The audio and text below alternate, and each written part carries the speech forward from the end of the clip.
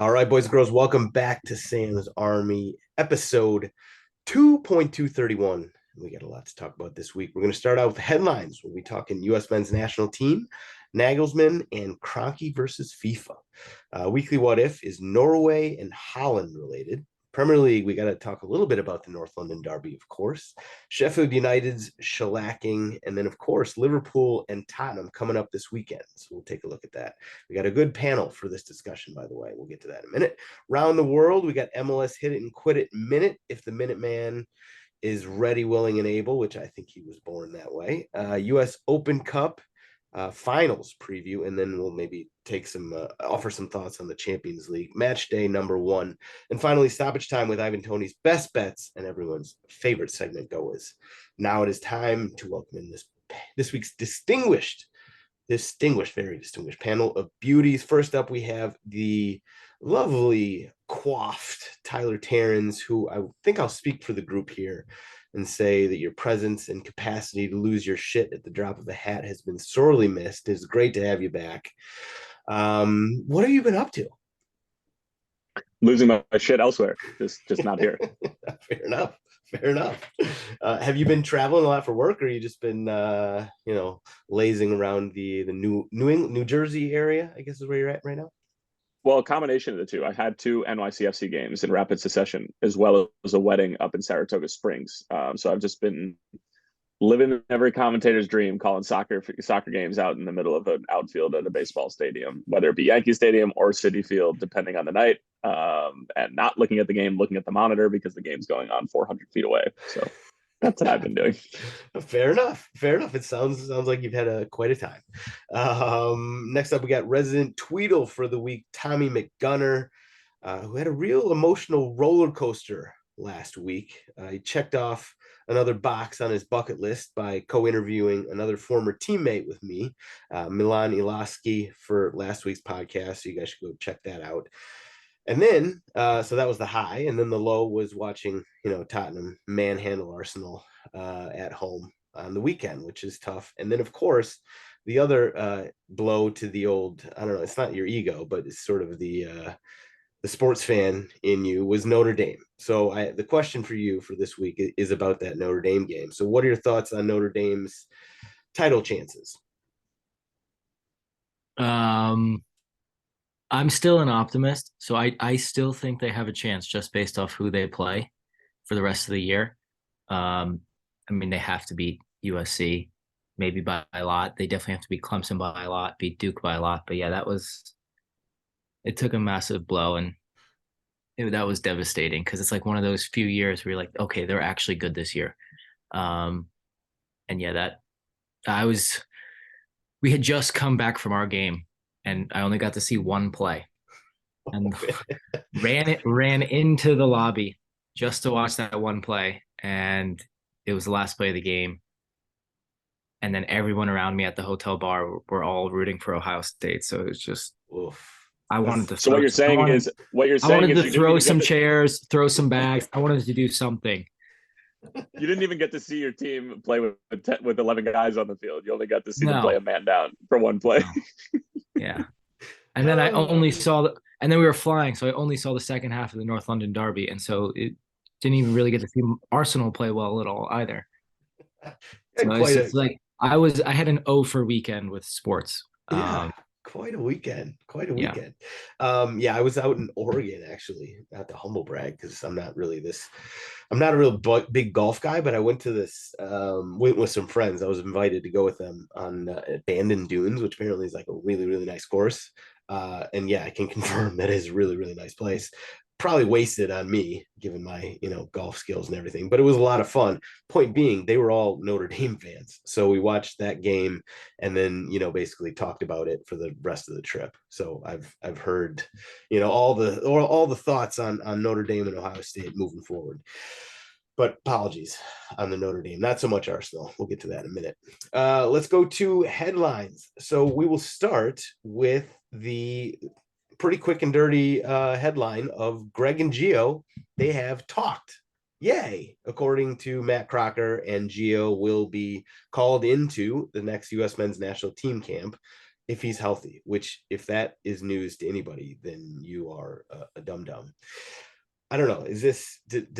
Are you surprised at all that they made this a headline? Like, I just feel like just let this, I don't know. I don't even know what this situation is right now, Tyler. What do you think? So you think that they should have just not said anything and then just have Gio show up at camp Yeah, after everything that's happened, and after know. it's been made so clear that they haven't spoken and that they haven't repaired this relationship yet. So I think that because of how public that is, you have to say that like they've spoken and like there has been communication and now we can move forward. I think you just need, hopefully this is the last chapter of the whole thing. I can imagine that it won't be, but like hopefully it is. Yeah, I think it's mostly that I was saying that from a place of I'm so done with this, high school drama Yeah, bullshit of course. of it. And I do kind of wish that it was Berhalter that said, yeah, we had to talk and, we came to sort of understanding on some things. We moved past this incident and you know what, we're going to, move forward and do better, blah, blah, blah, blah. I wish it was kind of Berhalter that did that, but whatever. I think you're right that it is good that somebody's acknowledged it, so maybe Twitter can shut the F up for a few days about it. That's really all I wanted to say on that.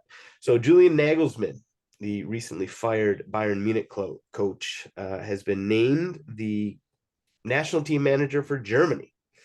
So question for you, Tommy. How far will this team go? This is a German team that got knocked out in the knockouts, or in the group stage. I mean, excuse me, not knockouts. They didn't make the knockouts of the last World Cup. And now they've basically, I think they've won one out of the last 5 games since then. Where do you have Germany right now? Are they among the favorites for you still for the Euros that are in Germany, by the way? They're in Germany. Still no. I think that team is in a transition phase. And I think everyone talked about them winning the World Cup in 2014 and how they redeveloped the academy system, the youth national teams, just the curriculum for the FA, and how that impacted the success of the team. Well, now that generation is phasing out, and I don't think the next generation is up to that standard. So I don't think they go into being favorites in that tournament when you have France, England. I'd throw Spain ahead of them. I'd throw Croatia ahead of them. So yeah, I don't think they're in the top 4 or 5 favorites. Okay. Interesting. Tyler, any disagreement on that? No. Yeah. Fair enough. Fair enough. What's the last headline? Oh, right. 2 of the good guys in the world of soccer are at loggerheads this week when it was announced that Stan Kroenke, or at least his, management company, and FIFA are apparently, warring over ticket revenues and sponsorship revenues, whatever, related to the hosting of the 2026 World Cup. So basically, it sounds like KSE, which is Kroenke's, sports and entertainment company, it sounds like they want to renegotiate terms of, the deal that they've signed with FIFA. And it's possible that SoFi, the stadium that was probably one of the top 3 to host the final, along with Jerry's World in Dallas, and then, of course, MetLife in New York, SoFi might not be, they might even be out of hosting, which I don't know. Hopefully Soldier Field and whoever the hell our mayor is at this point, they're thinking about that. And I'm just talking, obviously nothing here. But Tyler, what do you think on this case? Who are you rooting for in the battle of KSE versus FIFA? 2 of the good guys, right? Yeah, that's how you phrase that. 2 of the good guys. I pass. I don't know. They both. Yeah, there's no winners in this conversation. No. Or yeah, I just wanted to get that point in there because it just, when I saw the news, I was like, that is, I mean, it's not a surprise, right? It's pretty much par for the course that Stan Kroenke is, trying to, you don't get to be a billionaire without trying to make money wherever you can, or apparently putting any money at all behind the Colorado Rapids, but that's a totally different conversation. So we'll move on to weekly What If. This is a good one. Shout out to, hold on as I pull up my notes here. Shout out to Ryan Cook, who submitted this one on Instagram. And I thought it was this one, A++ on the weekly What If submission. So if Norway and Erling Haaland had qualified for World Cup 2022, How far would they have needed to advance, and or goals would he have needed to score for him to be the Balon d'Or favorite, or perhaps just win it? Tommy, I feel like you should go first on this one. So I'll be honest, I first read that as Golden Boot for the World Cup, but the number that came to my head was 7 goals at the World Cup, because that probably would get him close to, if not the Golden Boot. And then I think you'd have to go to the semis. Wow, really? In a year where Messi wins the World Cup, I think he has to go. He would have needed to beat Argentina, I feel like. Even if he scores 10 goals and gets Norway to the semis, I don't think that there's any way with Messi winning the World Cup that he's going to win it. I think the only thing is Messi, obviously playing in MLS now, not having a great year for PSG, where he just won the treble. You have the argument there, but I think they need to be like a Morocco or Croatia, like a smaller nation, exceeding expectations. So I think you have to make a deep run. It's not like round of 16 quarterfinals now. Okay, so not scoring 4 goals against some. No, this guy could score 7 goals in one game. Right.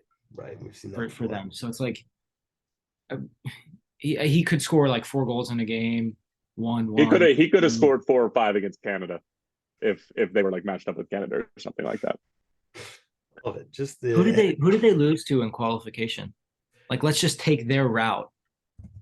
So let's say they lost to Belgium. Just put them in Belgium's group. 2000. They were with that's the Canada group, isn't it? Yeah, that's what I'm saying. But like, who knocked them out of qualifiers? No, the Netherlands. The Netherlands won their group, and Turkey advanced to the playoffs.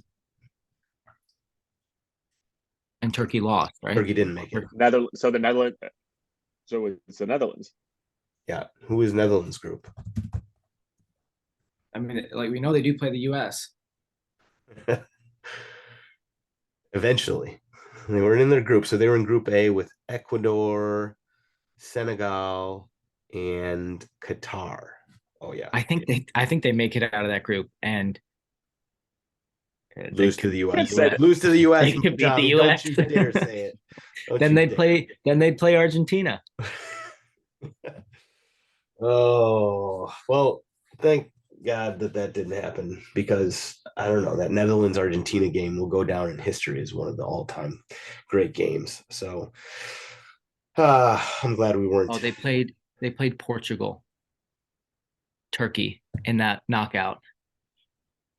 That's right. That would have been sick if it was. I honestly, I give him the Ballon d'Or just for knocking Ronaldo out of the World Cup. Right there. They don't even need to win a game. Ronaldo hate is. I didn't even know you were a Ronaldo hater. How about that? Learning something new every day. I think on the fence Ronaldo people, after seeing what Messi has done for the past year, are now Ronaldo haters. Yeah, I've never. I can recognize that he is ridiculously talented. When you compare the two, which I think is always the argument, and Messi every day of the week for me, on and off the field.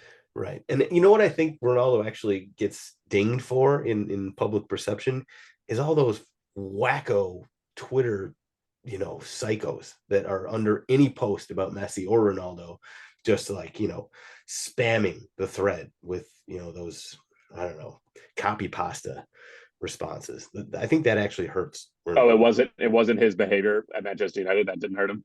That probably hurt a little bit. Uh-huh.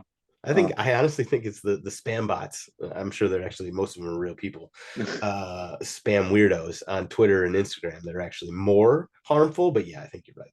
The behavior at Manchester United probably hurt too. Okay, well done on the submissions, and keep those coming. So well done, Ryan Cook, and keep the submissions coming for weekly What If. My brain is rather limited in its capacity, so any help you guys can give me on that is much appreciated. Time for the Premier League. So normally I would open the floor up and say, what game do we find most interesting? But I'm not going to do that this week because we have a North London Derby to discuss. And it probably was the answer anyway, even though there were some interesting results outside of that. But 2-2, back and forth.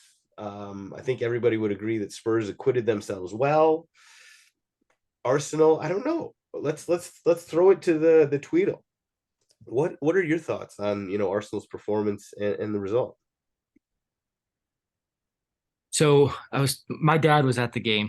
For those of you that don't know, they live in London and they are fortunate enough to be season ticket holders. And so he was at the Champions League game and then at this game, and he definitely confirmed what I was thinking, was that it seemed like Arsenal had like an emotional hangover, or some sort of like lack of energy from midweek. And I think having their first Champions League game in so long, and then the North London Derby back to back, those are two games that you really have to get up for emotionally. And they certainly got up for the first one. And the second one, I think, especially in the second half, they've been a team that's crawled back into games, clawed back into games, or just like persisted into late second half moments. And I just don't think they had the energy for that. And I think that killed them. And I thought Odegaard, Jesus, and Nketiah, from the looks of it, Vieira, definitely Havertz, all looked pretty quiet, especially in the second half. So when you have 4 or 5 of your attacking players look slow, off the pace, or just couldn't get involved in it, I think in some ways 2-2 is probably fair, maybe even lucky. I think the only thing is that, yeah, the second goal is shit. Like, you don't have to give that up. But Spurs also settled for the tie when they could have easily gone for the win. And I think they probably should have. Yeah, I think that's fair. I don't disagree with anything you said right there. I felt I came away from the game being like, came into the game being like, man, I hope we get a draw in this game. And then at halftime, I was like, okay, well, you know what? We're moving in the right direction. And then when we got that second goal, a minute after your second goal, I was like, I feel like this is a game we could steal. Yeah. And it just didn't play out that way. I know we took off Son, we took off Madison. I would never in a million years at this point question anything that Ange does. I think we need to build him a statue already. But yeah, I was a little sort of disappointed with how the end of the game went, but still, like, this Tottenham team is it's so much fun to watch right now. And even after going down once and then going down again, we kept bouncing back. I'm just like, there's so many players that sort of played well. Obviously, Madison and Son stick out, but like Udogie, I thought after about 10 minutes or so, I thought this was going to be a nightmare for him. Like, it looked like Saka was going to take him to the cleaners. I think he got a yellow card kind of early on. I don't know when exactly the yellow card was, but he was making some fouls early on, and if he didn't get it then, he could have. And so I was like, I just sort of saw him getting a red card, and just, a young kid like that getting a red card in the North London Derby would just probably have like career changing implications, at least possibly. And I just had a nightmare in my mind. And then he ended up playing really well in a tough situation against a guy like Saka, who obviously is class. I thought he had a really, really good game. Maybe that's relative to expectations, but pretty much, like, who didn't have a good game for Spurs? I mean, you could argue Romero didn't, almost because of the own goal and only because of that. But he also gave up the penalty, so I guess he really did have a bad game just in that sense. But other than that, like, everybody out there, I was impressed by Brendan Johnson, who I haven't sort of watched nearly as much as everybody else. Son's back. Son is back. I'm just happy. I'm like, I do think we could have done better. We could have stolen the game, but I'm certainly not disappointed with how things went. And I just feel like the team is very solid. And like, Arsenal is probably a better team, less holes, probably deeper right now. And so us coming away with a draw in that, I think, was aided by your Champions League midweek, game. And you guys played really well in that. And as soon as that happened, I actually thought, okay, that's a great thing. That is a great thing for us. And yeah, it worked out okay. I don't know, Tyler, anything to add one way or the other in this? Well, I want to like almost ask Tommy a question, and I feel like everybody kind of knew what the answer was going to be with Champions League and trying to balance the Premier League this season, and Arsenal was probably going to slip. Like I have them finishing third.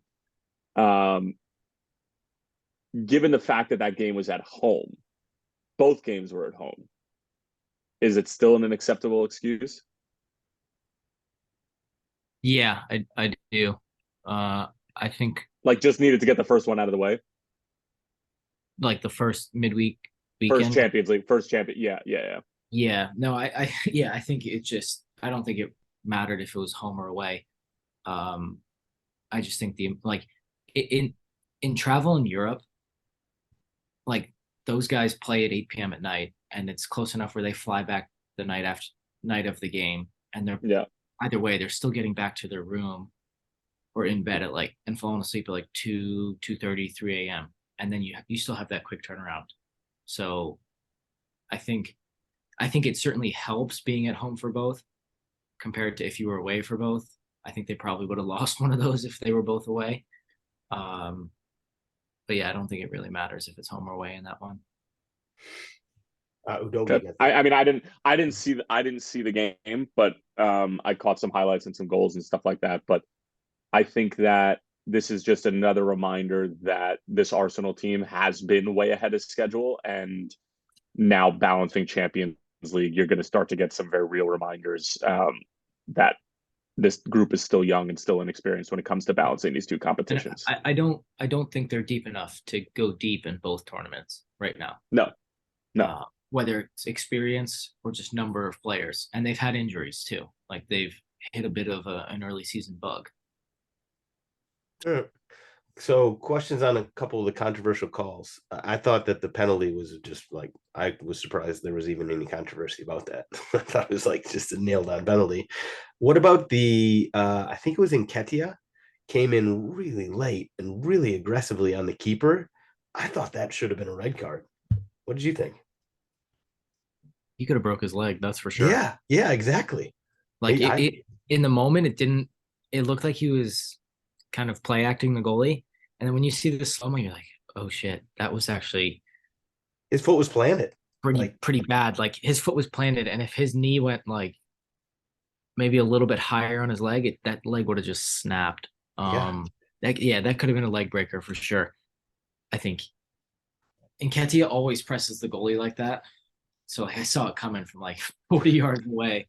Um, it's tough. Like I think he gets the benefit of the doubt that he is pressing the goalkeeper. If he does that on a field player in the middle of the field, it could be a red. I really think it should have been, although I was fine with it not being. I kind of don't like when there's been so many red cards that have ruined big games, and especially North London Derbies, it feels like recently. So in a sense, I'm kind of, I'm okay with the fact it wasn't, even though I do think it should have been just based on the play. Okay, now I'll open it up to you, Tyler. So of the other games, which of them did you find most interesting?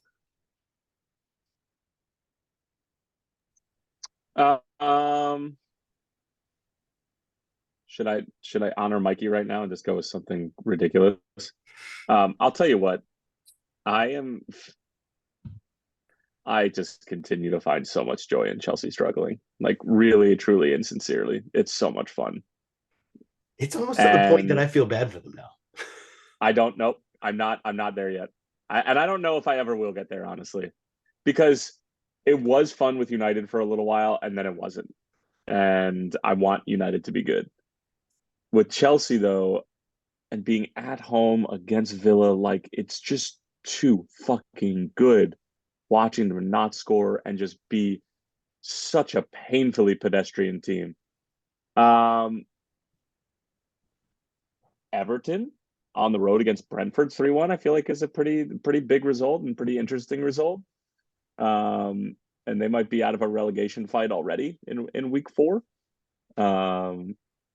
So yeah, those are my interesting ones. Full disclosure, as you know, I did not catch much of the Premier League this weekend for reasons I will not get into. But yeah, that's what I think. Well, I got a question about a game that you didn't mention, because everything you said there does make total sense, and Chelsea struggling has been hilarious to watch, and I have sort of enjoyed the meltdown that goes on Twitter during these stretches, and the fact that they have not scored a single goal all month and have one game left in this League Cup game is hilarious. But the game I wanted to ask you about was West Ham Liverpool. So, this is a West Ham team that I think everybody's been relatively impressed with so far this season, and Liverpool just came out and I said Tottenham manhandled Arsenal, and I was sort of saying that tongue in cheek, but Arsenal manhandled West Ham. I mean, it was that was just a straight up beatdown. So how good is Liverpool? I think Liverpool is as good as they once were. And when I say that, I'm talking about the years where maybe they fell short of City. Maybe not the year that they won the Premier League. But the mentality monsters are back, and I think that they hit on McAllister and Szoboszlai. Those turning over the roster the way that they did, getting production out of Darwin consistently now, even if he's going to miss 5 sitters and only score 1. This is a very, very good football team. I don't know. I've been saying this for a while now, and even Joe Gomez inverting and sliding into the middle of the field like Trent does. We were bitten by the injury bug again last year, and everybody was including yourself and even I was starting to get really worried about the next few years. But Szoboszlai and McAllister have clearly proven that they belong not just at this level, but can be a part of a very, very good team. And Szoboszlai is a ridiculous, ridiculous footballer. The way that he presses and his engine and his quality, this is a very, very good team. Now, 1 or 2 injuries, and I think we're right back to where we started. And you can say that about a lot of teams, but maybe with the exception of City. But we're fucking back. And we're not just back when we had 1 result last year, and then you trolled me on the internet with that quote. We're actually back, and teams should be wary. That's all I gotta say about that. So back. So you said earlier, I noticed you said you have Arsenal finishing 3rd. You have Liverpool finishing 2nd. Yeah. We're not gonna do power rankings, but I'll do a quick abbreviated one right now, Tommy. Liverpool and Arsenal play right now. Who wins? You asking me or Tyler? You. I still think Arsenal. Because I know Tyler's response is going to be the opposite. It's pretty close. I think it's a toss-up, and it's probably obviously you're asking it to 3-3. That's surprisingly. Yeah, knowing Arsenal right now, it's a 2-2 tie. Surprisingly realistic of both of you. Other games, Brighton continued to do what Brighton does. Manchester United came out with a win, so congrats to them. It wasn't exactly overwhelming by any stretch of the imagination. Fulham Palace was a yawn fest. Luton got their first point. Let's give them a round of applause. We don't know how many points they're going to get this season, so let's enjoy it while it lasts. We got to talk about Newcastle Sheffield United. That game, I actually watched the entire game, and it just kept getting worse. And I kept thinking, Newcastle, they'll take their foot off the gas, or Sheffield will, put 11 men behind the ball, and it just kept getting worse. And then I noticed after the game that the 3 teams in the relegation spots right now, 18, 19, 20, are the newly promoted teams. All 3 of them. So Sheffield United is now bottom. Burnley's in 19th. Luton Town in 18th. And they're all on 1 point. So they have a cumulative 1 point after, 16 total games. Not great. I don't know. Is this the worst batch of newly promoted teams, or is there something going on with the financials that it's becoming more difficult for them to compete with? I'm not sure. I'm just trying to think of they got blown out by Newcastle. It's not like they got blown out by Liverpool or City. Let's be very clear here. True. It wasn't the 8-0 necessarily that really got me thinking. It was the fact that all 3 teams are on 1 point. Yeah, but that happened to fair. Happened to Bournemouth a couple of years ago, and somebody got fired for it. So there's also that. Yeah, that's true.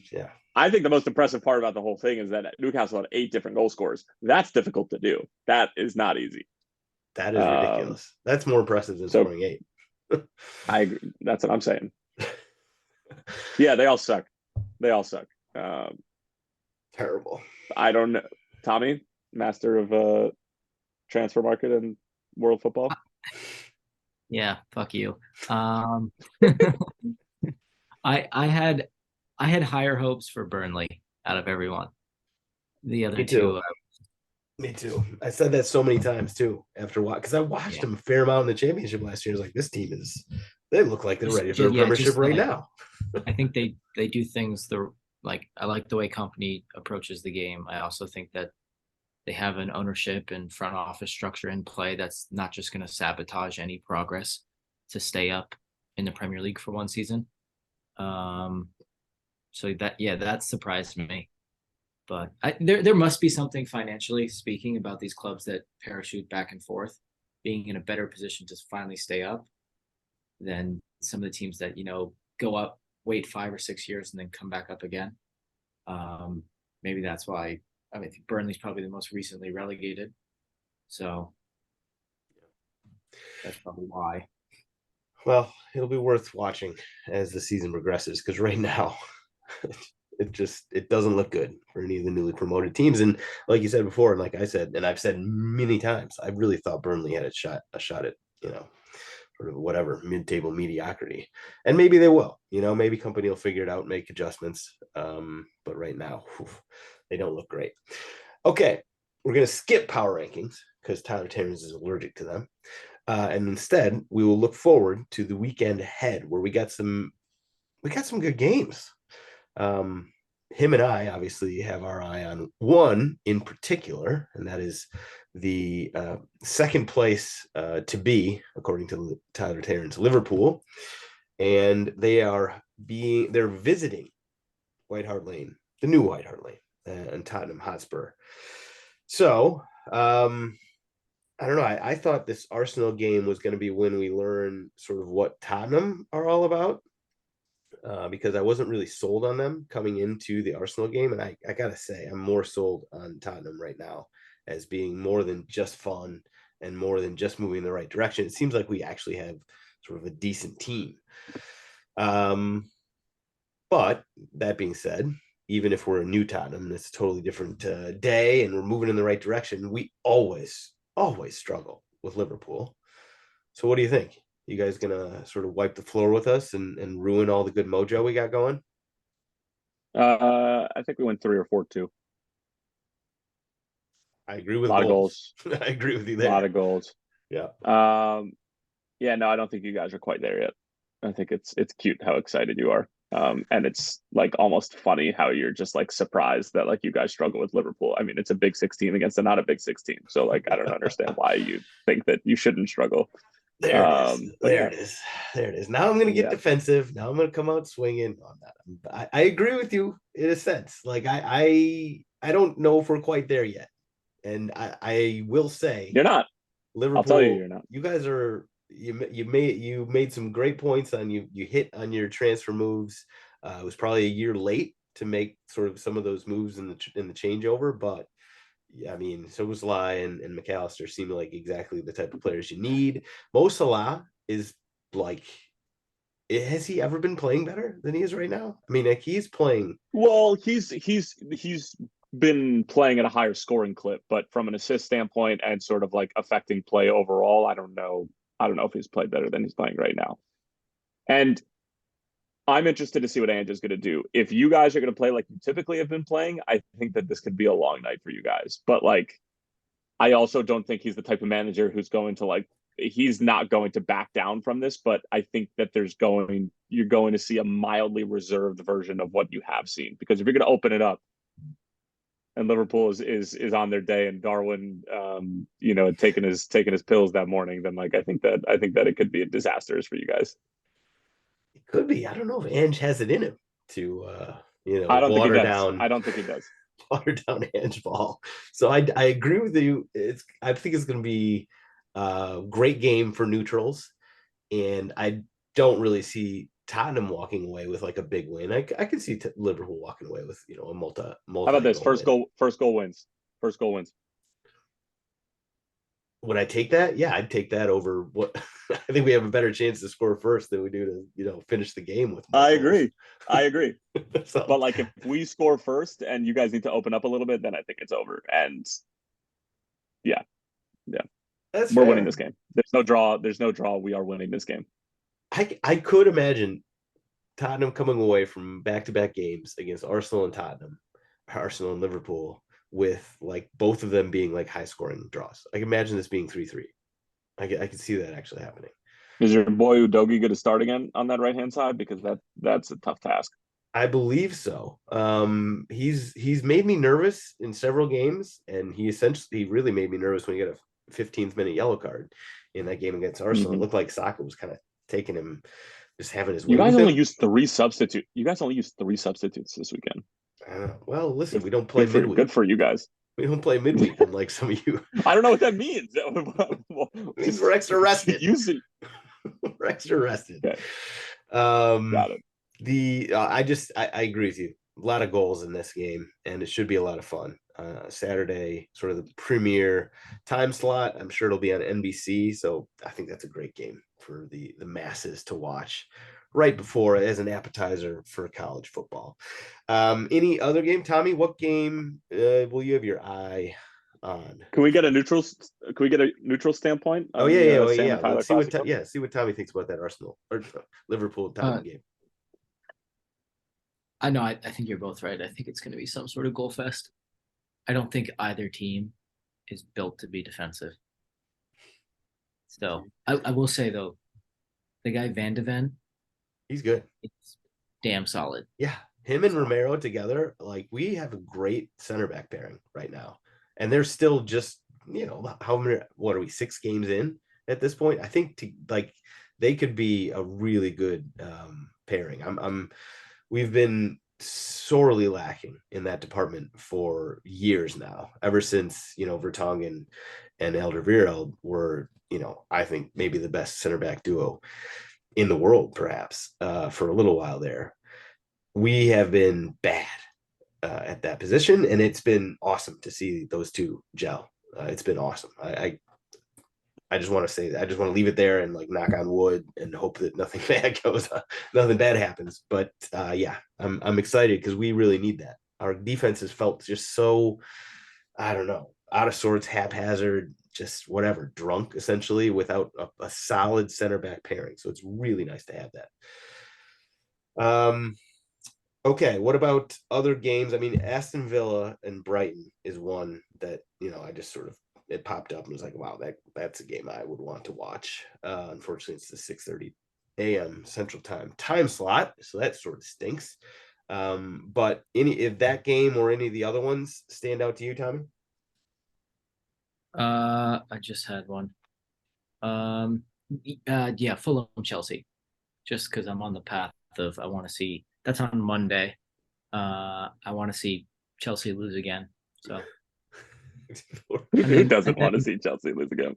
And then Villa Brighton.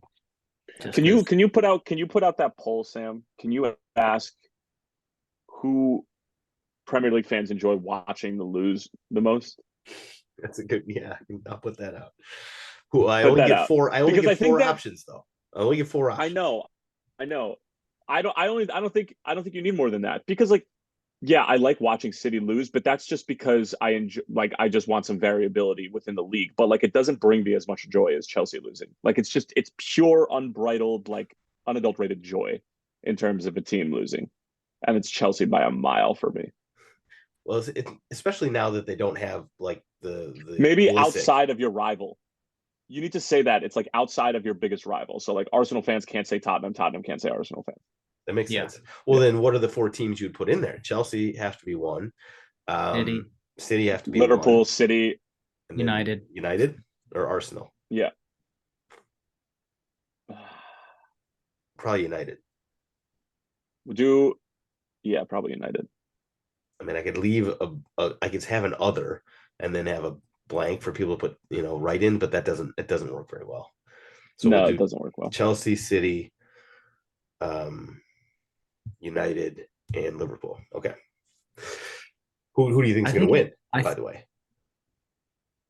I think United might. I think it's going to be Chelsea. Actually, United might too. United might win. All right, we'll see. We'll see. I cut you off. So you're about to say something about Chelsea, Tyler. You remember? No. Same. No, I wasn't going to say anything other than they suck. Fair enough. Bournemouth Arsenal. Any concerns there, Tommy? No. I'm more concerned with the League Cup game against Brentford. Stop it. That's fair, but it's no. I'm dead serious. We're playing in so many competitions. No, I'm dead serious because Brighton, I think, is good for Brentford, and they're going to rotate. Yeah, sorry, Brentford. And their Arsenal's probably going to rotate a little bit too much, and I could see that being their first loss of the year. Yeah, at Brentford. Sam, if you guys lose to Luton Town next week, will you take back everything that you said about this new Ange regime?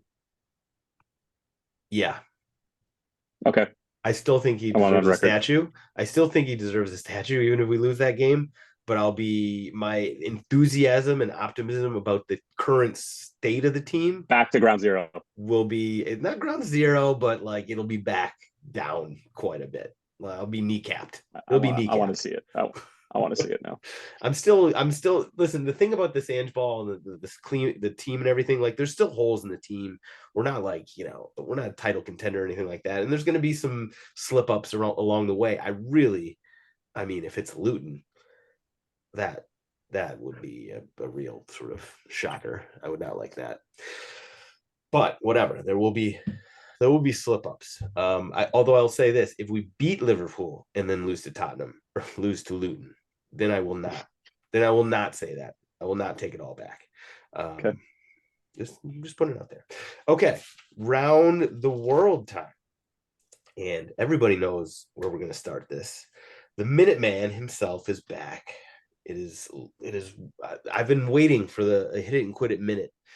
I don't know when the last time it's happened. It has been a while. Like a lot of things I think pre-Messi era was the last time that we had MLS Hit-It-N-Quit-It. It might have been. There's so much. I didn't even realize Orlando was second in the East until yesterday. Like how crazy. I feel like they've had that's where I'm headed really this weekend too. Season. It has been quiet. Well, up until we'll get into it after MLS Hit-It-N-Quit-It in a minute. Let's get this puppy out of the way, and then we can talk some big time headlines. Let's hit it. All right.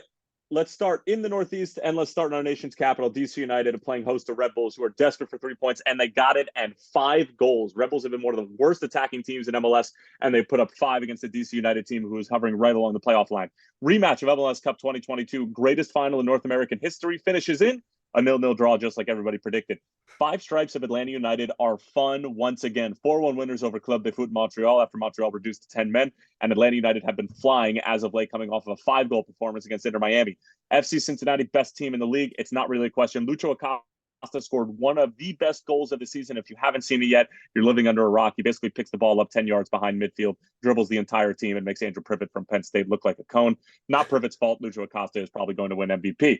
Chicago and New England played to a 4-goal 2-2 draw. Obviously, New England have been dealing with some stuff off the field. Chicago Fire are going to Chicago Fire for now and for always, and it finishes a point apiece. Minnesota at home against St. Louis City, and the Loons had themselves an opportunity to pick up points. They're also hovering around the playoff line, but St. Louis City have been that team in the Western Conference this year. They are 8 points clear of LAFC, although LAFC do have a game in hand, and St. Louis come away by winners 2-1. FC Dallas and Columbus 1-1 is your final score. Nothing too much to report home there. Sporting Kansas City at home against the Houston Dynamo. Houston have been very, very good, but of course have the Open Cup final coming up. We'll get to that in a second. Sporting 2-1 winners as they're trying to make a push for the postseason as well. Real Salt Lake and Vancouver, 2 Western Conference hopefuls, played to a 2-1 decision in favor of Real Salt Lake, who have quietly been a very good team. And I'm telling you right now, if you love underdogs in the Western Conference, Real Salt Lake is your team. San Jose and Nashville played a 1-1 draw. Nashville right now in 7th place. There have been 6 teams to clinch in the Western Conference. Maybe that was the East. I don't know. I was out of the loop this weekend. 1-1 is the final score. Portland Timbers 3-2 winners over the Colorado Rapids, who are by far one of the worst teams in MLS.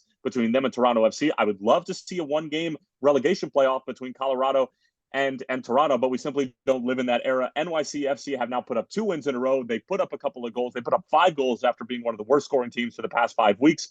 3-0 is your final score over Toronto FC, yes, one of the worst teams in the league, and Orlando City and Inter Miami without Lionel Messi played to 1-1 draw. Duncan Maguire back on the score sheet. And that would do it for match day number 33, I believe, or 34. But as far as Orlando are concerned, they had only beaten 2 playoff teams up until about 4 weeks ago. And then they took down St. Louis on a Saturday, number 1 in the Western Conference. They drew midweek.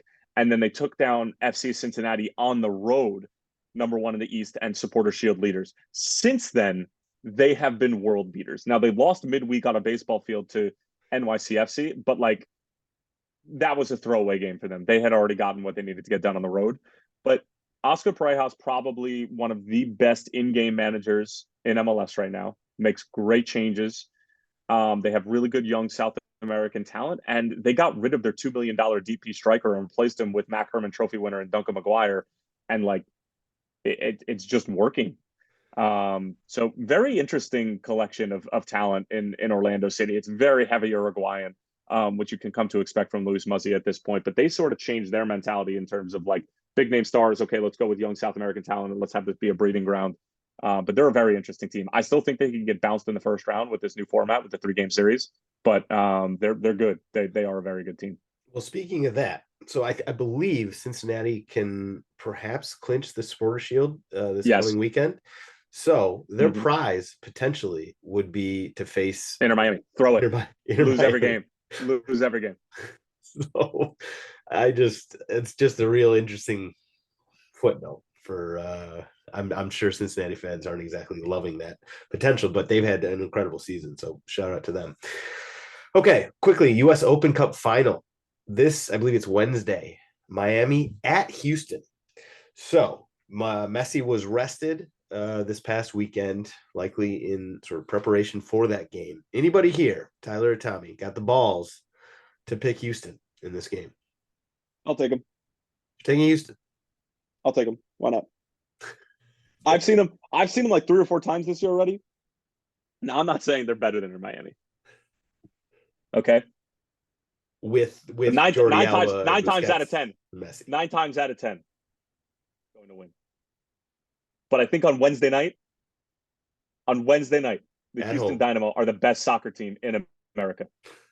Okay, he's going out there. I like that. They get a little box midfield going. If Carrasquilla is going to play on the right, they're just going to jam everything up in the middle of the field. I think Sergio Busquets is going to feel the most amount of pressure in the middle of the field than he's felt. Benny Olsen ball is real, but it's got like a little bit of a tweak this time around coming off of his stint in DC United. So I like that. My broadcast partner and I talk about them every single week. Like they are a very, very good team and very well coached. And like maybe Hector Herrera just knows what to do in this situation more so than any other MLS midfielder. So I'm going to take him. Penalties. Listen, Houston Dynamo. You lay out a pretty good argument there. I will say, I'm not going to co-sign it. I'm absolutely not going to go against Messi. I don't agree with anything that you're saying, but you make some fair points. In a cup final, there is no chance I'm going against Messi. But actually, you made some good points there. Tommy, did he sell you? As he's muted. Still muted. You're on mute. Still muted. You're on mute. I hear you guys. I hear you. There he is. I'm going to say no, but he also made a compelling argument. The one thing that I do like, though, is Ben Olsen was built for this moment. And he's, he loves this shit. And he's got the comeback story and everything. So, yeah, I'm sure he wants this bad. Unfortunately, he can't get out there and crack some skulls himself. If Houston had a real number 9, I would honestly like legitimately put money on Houston to win the game, but they don't. So I can't. They don't need one. Penalties, baby. It's true. That's a good point. All right, quickly, Champions League. So, I mean, we've mentioned the Arsenal game. You guys put a real beat down on PSV. I'm not sure I saw that coming. Any other results? I mean, Bayern. How about Manchester United? Kind of showing some backbone. Put up a fight, man. They really did. I legitimately thought Bayern might put up 10 on them, and they just kept coming back. I don't know if do you think that was like a glimmer of hope for them, or is that just sort of a one-off? I'm not sure what to think about United this season. I'm still kind of lost on them. Nobody. One off. One off. I don't think they know what they are. Yeah.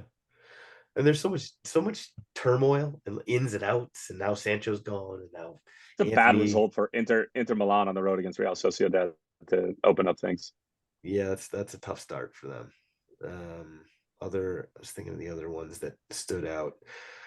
Milan and Newcastle, good result for Newcastle.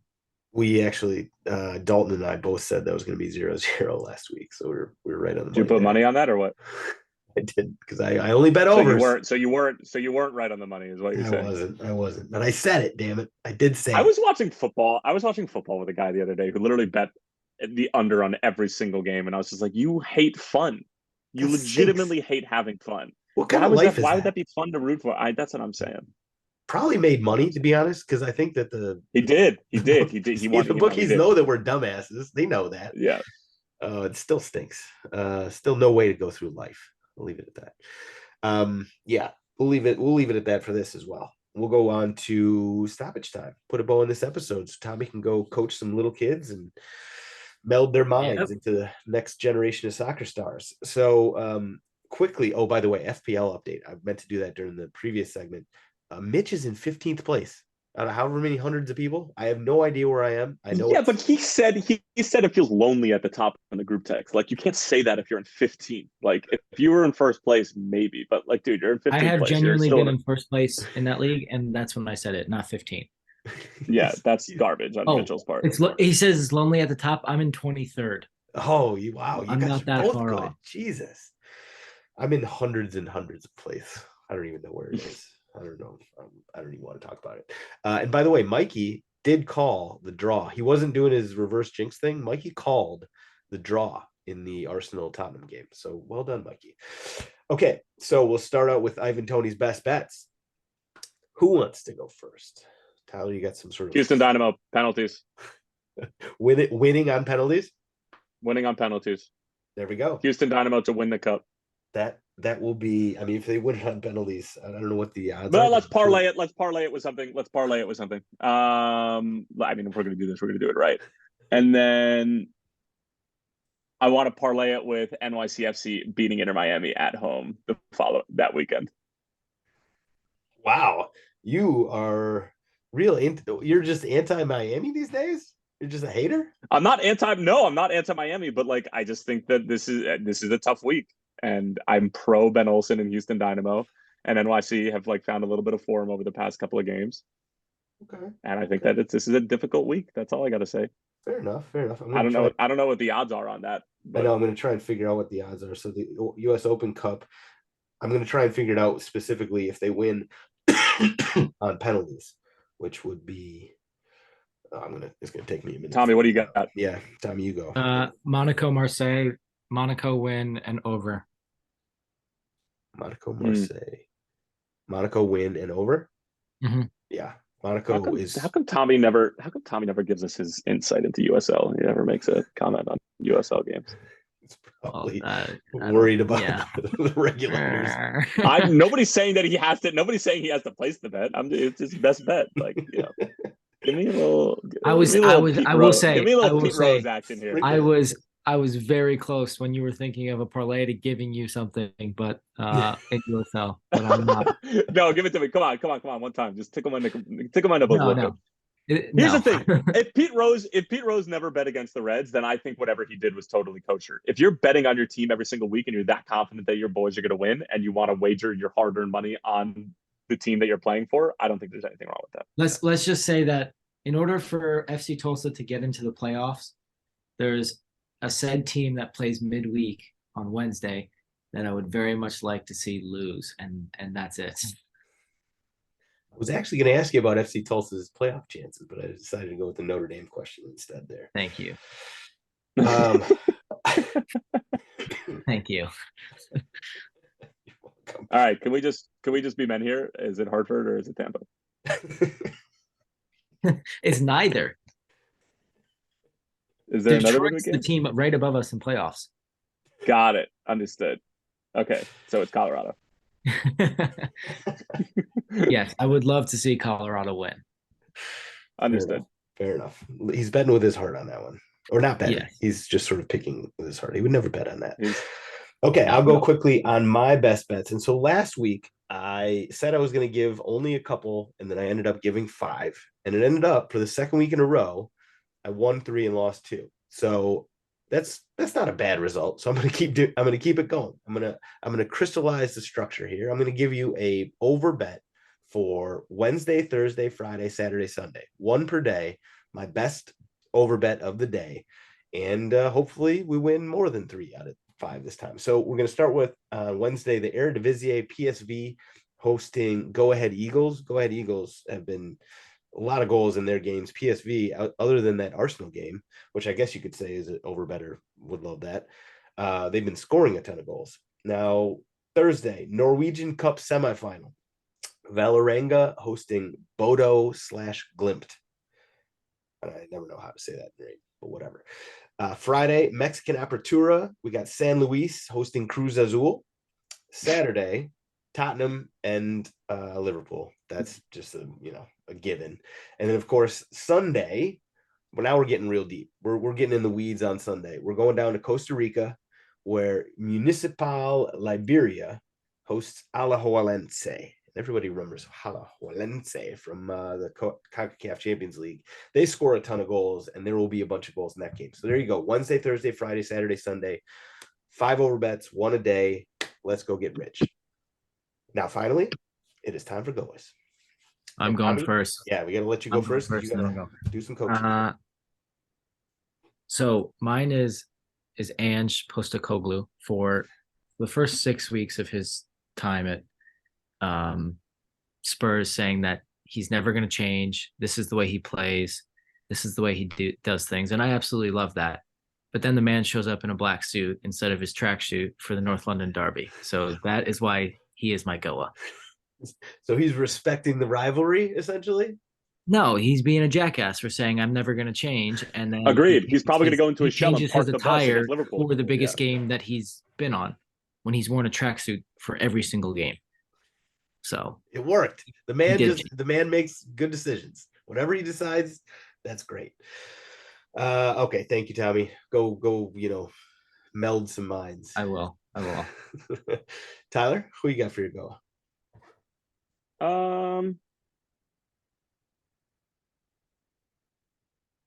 I don't know. I'm gonna pass. I really wasn't in the loop. I'm not in a position to tap a Goa. Okay. All right. I think I'm gonna give it to Christian Benteke for a hat trick in a losing effort against Red Bulls. I don't think it's good. I don't think it's bad. I feel for the man. That's tough to put in three and to watch your defense and goalkeeper give up 5 and still be on the wrong side of his scoreline at home, no less. At home, while you're fighting for a playoff spot. Shout out Christian Benteke. That's tough. I feel like he's been through a lot of stuff too. He has. That poor guy. All right, quickly. I got some honorable mentions and I got some goal winners. But first, the odds. I finally figured it out on Houston winning the trophy or winning the U.S. Open Cup. That's plus 190. I couldn't get it on penalties. And then Inter Miami losing to NYCFC at the weekend. You parlay those two together. It's plus 1249. So I have to sprinkle it on now that you do that. I feel bad because we don't make any money off this podcast, and if you're placing bets on all my ridiculous parlays, you for damn sure are losing money on this podcast. So it's true, but it's all in good fun. It's all in good fun, just like gambling. We're not trying to make some bread money here. We're just just getting some extra emotional care for the game. Okay, so Goa's I got some honorable mentions. Isco. I mean, speaking of guys that have been through some shit and been through some tough times, Benteke, also Isco. The way sort of it went downhill with Real Madrid, obviously, nobody really knew what was going to come for Isco after that. He's gone to Betis, and he had in his first 6 La Liga games, he has won man of the match 5 times. Which, shout out to Isco. That's a hell of a bounce back right there. Malik Tillman's alarm clock gets a Goa, and we're just going to leave it at that. It wasn't his fault. The alarm clock just malfunctioned, and he, missed the game, or at least he showed up late. So Malik Tillman's alarm clock. You get a Goa. Jamie Vardy. So he made a penalty this weekend and ran the length of the field. Like Jamie Vardy has a bit of a, history of a shithouser, right? He scored this goal against Bristol City on Saturday. It was the only goal of the game, by the way. They won 1-0. He ran the length. Wasn't it a penalty? It was a penalty. He ran the length of the field just to celebrate in front of the Bristol City fans, the visiting Bristol City fans. I love it so much. That is, Adebayor type vibes right there. And then my Goa, I'm actually going to split it in two and give it to two clubs or social admin or scoreboard operator. So Brighton, their social admin, put up a Instagram. This should have been a Sambo award. I just wasn't on the ball at the time. They put up a Instagram post last week after they beat United and said, POV, you're Onana's bottom corner, and basically just showed all the goals that were scored on him, which is listen, if for an actual official account to be talking shit like that, I'd love to see that. Absolutely. And then Orlando City. So I just posted Instagram on this earlier today. So this isn't their social admin. This is, their in-game operations team or whatever. It's the cameraman and the scoreboard operator and whoever signed off on all this. But they went in kind of hard on Inter Miami fans, the visiting Inter Miami fans at the Orlando City game on Sunday night. And so they picked out people from the crowd that were Inter Miami fans obviously based on the jersey they were wearing. And then, so here are the captions they put underneath the pictures. The first one was of an Inter Miami fan, and they said, lifelong Inter Miami fan since June of 2023. And the next one, they found some more Inter Miami fans, can name exactly 3% of Inter Miami's roster. Which I assume is just Messi, which is not true. They could definitely name Alba and Busquets too. This one is of somebody in an Argentina jersey, actually 2 or 3 people in Argentina jerseys, is confused why no one on the field is wearing blue and white stripes. And then, of course, the last one is a guy in a Barcelona jersey, thinks Inter Miami is the minor league affiliate for Barcelona. Well done. So well done to Orlando City's in-game operations team, and also to Brighton's social admin. You guys or girls, you did a great job. Well, I just want one more thing. Orlando is still pissed about the Leagues Cup game, and rightfully so. The penalty that was given that totally changed that game was beyond soft. It went to VAR, and it still stood. And it's just like they feel what everybody else is thinking, which is that tournament was rigged. And so it makes sense why that social media account looked the way that it looked last night. I'll just leave it at that. I mean, it's an in-state rivalry, and it makes a lot I know, of sense. but I'm just telling you, like, even Oscar Pereira told us on the record, he was just like 2 weeks after the game, he was like, we're still pissed. And I was like, damn, bro. I was like, I love it. I'm here for all of it. It's working, if that's what the chip on their shoulder is. Like, Orlando City has been playing quite well, so I guess they needed that. Okay, that's all we got. Tommy, RIP, is not here anymore, but thank him. Appreciate him as always. Tyler, it's great to see you back. We really do always appreciate you and your energy and your ability to lose your shit, although you didn't get mad at all. So it was me, I think, that almost got mad. And that's all we got this week, guys. Thank you for listening. We'll be back next week. See you then, after we beat Liverpool.